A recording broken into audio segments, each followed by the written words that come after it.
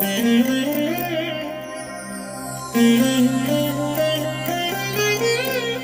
దినం పరము నుండి దిగివచ్చు మాట, ఇది నీ జీవితానికి వెలుగుల బాట, నీ ఒడిలో ఉంచబడిన దీవెనల మూట, అద్భుతాల ఆనంద ఊట.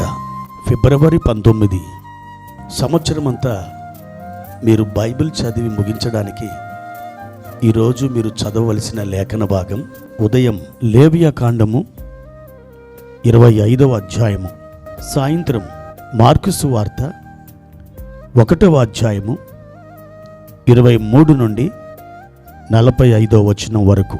ప్రియమైన దేవుని బిడ్డలారా, ఈ ఉదయకాల సమయంలో ప్రభు యొక్క సన్నిధి మీకు తోడై ఉండునుగాక. ఈరోజు మీరు పూనుకొనిన పనులన్నీ ఆయన తన మహిమలో మీకు సఫలము చేయునుగాక. ప్రియ దేవుని బిడ్డలారా, ఎలా ఉన్నారు? బాగున్నారు కదూ? నిత్యము దేవుని కృప అనుభవిస్తున్న మీకు క్షేమము, సంతోషము, సమాధానము పరిశుద్ధాత్మ దేవుడు నిశ్చయముగా దయచేస్తారు. మీరు ఆయన యొక్క ప్రసన్నతలో ఉన్నారు, ఆయన కాపుదల క్రింద ఉన్నారు. కనుక ఈ దినం మీరు నిశ్చయించుకున్న ప్రతి పనిని ఆయన విజయవంతంగా మీ పక్షంగా చేసి ముగిస్తారు. ప్రియమైన దేవుని బిడ్డలారా, దేవుడు ఒక్కొక్క వ్యక్తి పట్ల ఒక్కొక్క ప్రణాళిక కలిగి ఉంటాడు. మీరు అనుకోవచ్చు, నా పట్ల దేవునికి నిజంగా ప్రణాళిక ఉన్నదా అని. అవును, మీ పట్ల దేవునికి ప్రణాళిక ఉంది. పరిశుద్ధ గ్రంథంలో అబ్రహాము అనబడిన మన పితరుని గురించి మనం ఎరిగి ఉన్నవారమే, దావీదు గురించి ఎరిగి ఉన్నవారమే, యాకోబు గురించి ఎరిగి ఉన్నవారమే, యోబు గురించి ఎరిగి ఉన్నవారమే.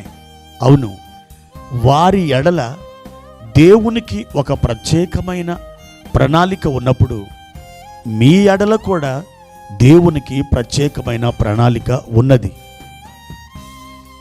వారిని ఆయన ఏ దృష్టితో చూశాడో మిమ్మలను కూడా అదే దృష్టితో ప్రభువారు చూస్తున్నారు. మీరు దేవుని చేత కృప పొందినటువంటి వారై ఉన్నారు. ప్రియమైన దేవుని బిడ్డలారా, పరిశుద్ధ గ్రంథంలో యోసేపు అనే భక్తుని గురించి మనం ఎరుగుదుము. యోసేపు తండ్రి ఇంటి నుండి వేరు చేయబడి ఆయన ఐగుప్తు దేశానికి వెళ్ళగొట్టబడ్డాడు అని చెప్పడం కంటే అన్నల చేత అతడు బలవంతంగా అమ్మివేయబడ్డాడు. ఆ ఐగుప్తు దేశంలో ఆయన ఎన్ని శ్రమలు అనుభవించాడు. కానీ ఆ తర్వాత ఐగుప్తు దేశానికి అతడు ప్రధానమంత్రిగా దేవుని చేత ఆశీర్వదించబడ్డాడు.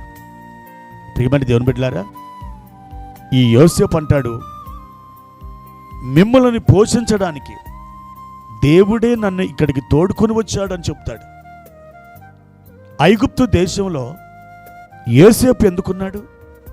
ఇశ్రాయేలు ప్రజల్ని పోషించి రక్షించడానికి ఆయన పట్ల ఒక ప్రణాళిక కలిగి ఉన్నాడు. అదేవిధంగా ఎస్తేరుని ఆ రాజనగరికి ఎందుకు తీసుకుని వచ్చాడు? హామాను చేతుల నుండి యూదులను రక్షించడానికి. మోషేని ఐగుప్తు యొక్క రాజనగరిలో ఎందుకు ఆయన పెరగనిచ్చాడు? ఇశ్రాయేలు ప్రజల్ని విడిపించడానికి. పారసీక రాజైన అర్తహషస్త దగ్గర నెహెమ్యాని ఒక గిన్నె అందించువానిగా దేవుడు ఎందుకు ఉంచాడు? యెరూషలేము యొక్క ప్రాకారములను అతడు తిరిగి కట్టడానికి. దేవుడు ఒక్కొక్కరిని ఆయా స్థలాలలో ఎందుకు ఉంచాడు తెలుసా?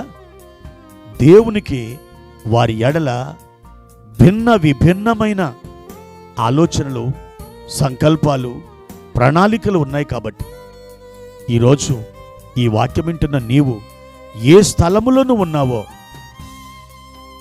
ఏ ఇంటిలో ఒక సభ్యునిగా ఉన్నావో, ఏ సంఘములో నీవు వాక్యం చేత పోషించబడుతున్నావో, ప్రియా దేవుని బిడ్డ, నీ ఎడల కూడా దేవునికి ఒక అద్భుతమైన ప్రణాళిక ఉంది.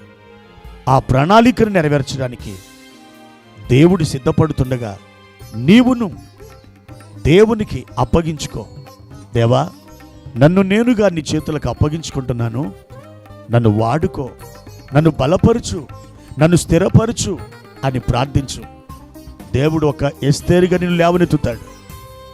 దేవుడు ఒక నెహెమ్యాగా నిన్ను లేవనెత్తుతాడు. దేవుడు ఒక యోసేపుగా లేవనెత్తుతాడు. నా ప్రియమైన దేవుని బిడ్డలారా, ఆయన సంకల్పాలకి నువ్వు లోబడినప్పుడు దేవుని మహిమను మీరు చూడగలుగుతారు. దేవుని కృప మీకు తోడై ఉండునుగాక. ప్రార్థన. పరిశుద్ధుడా, ప్రేమ కలిగిన తండ్రి, మీ ఘనమైన నామానికి వందనాలు. అయ్యా, మేము అనాలోచితముగా ఈ లోకంలో పుట్టిన వారం కాదు, కాకతాళీయముగా వచ్చిన వారం కాదు.